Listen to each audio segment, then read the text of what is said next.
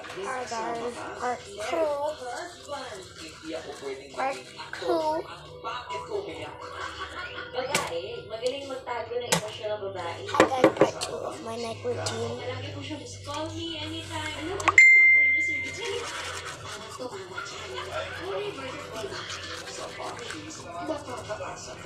I promise you. Good hair. Supposed to be paano tayo sila.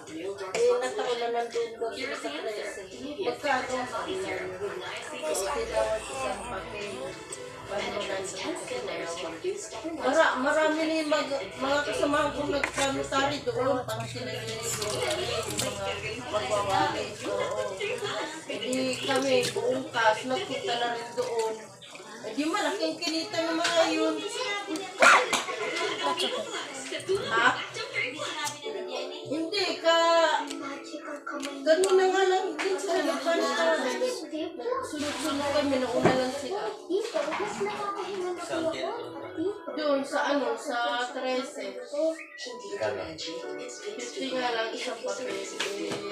Dalawa ang papel na kung doon sa bayan ni 300 ka mo lang isa, dalawa, 600. Ako na pa naman naman. Sa munisipyo, may libre naman. Ano nakarinyo yung kaya pa. Hindi pa lang siguro ng mga yun. So now guys, now it's almost time for my bedtime because I always need to sleep at maybe 9 or 8:50, but for now I'm gonna sleep for 9 because I really want to bond with you guys.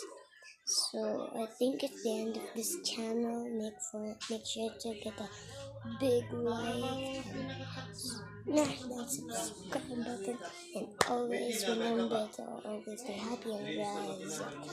Bye. I hope you guys have good dreams. God bless you all, and I love you. Bye.